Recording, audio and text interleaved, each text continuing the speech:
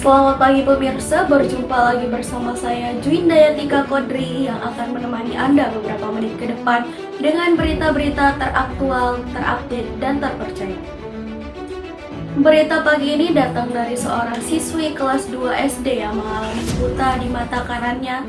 Hal tersebut diduga akibat ditusuk oleh kakak kelasnya. Peristiwa pada siswi kelas 2 SD yang berinisial SAH, Gresik, Jawa Timur tersebut diduga terjadi pada tanggal 7 Agustus lalu. Menurut ayah korban Samsul Arif, kejadian semula ketika sekolah menggelar lomba dalam rangka memperingati HUT RI yang ke-78.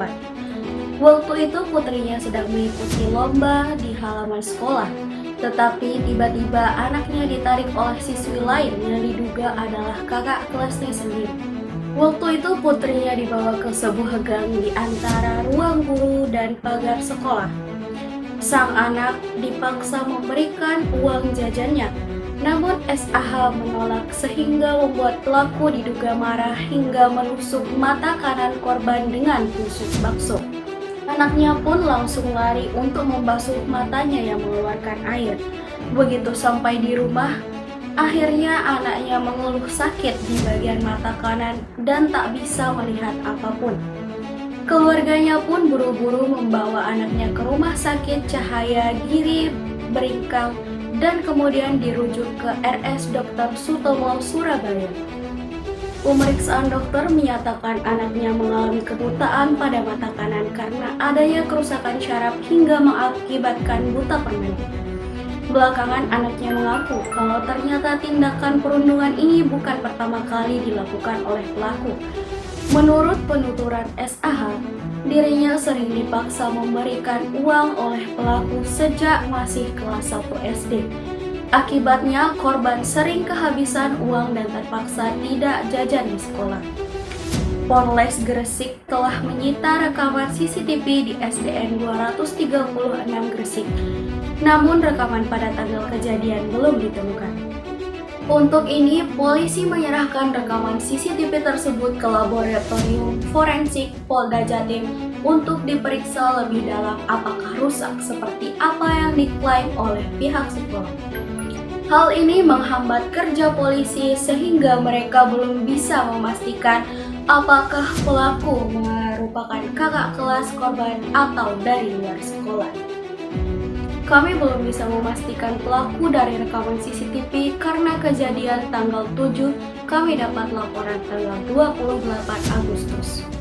CCTV sudah terhapus karena kapasitasnya hanya 12 hari, ujar Kasat Reskrim Polres Gresik. Hingga Rabu 20 September, polisi telah memeriksa 12 saksi mulai dari keluarga, tetangga, guru, kepala sekolah, dan beberapa siswa. Polisi juga disebut akan memeriksa dokter tempat korban berobat untuk memperoleh keterangan mengenai penyebab kebutaan pada korban. Sejak insiden itu, SAH masih trauma dan belum mau masuk sekolah. Bahkan psikolog menyarankan agar korban pindah sekolah untuk menghindari kejadian serupa terulang lagi. Selain itu, lingkungan sekolah lama juga dianggap tidak baik.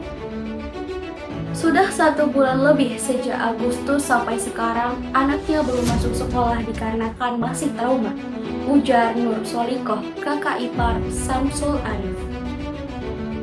Dia juga memastikan keponakannya itu sekarang hanya bisa melihat dengan mata kiri. Sementara itu, ayah korban Samsul Arif mengaku pasrah kepada pihak kepolisian untuk memproses hukum kasus tersebut. Samsul melaporkan peristiwa tersebut ke Polres Gresik pada 28 Agustus 2023. Lantaran pihak sekolah menurutnya enggan memberikan rekaman CCTV saat kejadian dengan alasan rusak. Bupati Gresik Pandi Ahmad Yadi bersama Dinas Pendidikan akan mencarikan sekolah baru untuk SAH yang terletak di desa tertinggal. Dinas Pendidikan dalam waktu dekat akan survei mencarikan sekolah baru untuk korban yang lebih cocok dan lebih menyenangkan, sehingga korban bisa kembali belajar seperti biasa karena masa depannya masih panjang untuk mengejar cita-cita, ujar Pandi.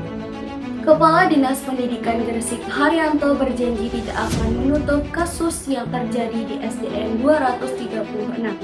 Semua hasil penyelidikan diungkap ke publik agar tidak terjadi simpang siur. Akibat peristiwa itu, Dinas menjatuhkan sanksi kepada Kepala Sekolah SDN 236 Umi Latifah berupa pembinaan. Selain itu juga mengubah standar operasional prosedur atau SOP di lingkungan sekolah agar tidak terjadi kejadian serupa. Sekian berita yang dapat saya sampaikan pada pagi hari ini. Saya Juinda Yatika Kodri pamit undur diri dan sampai jumpa.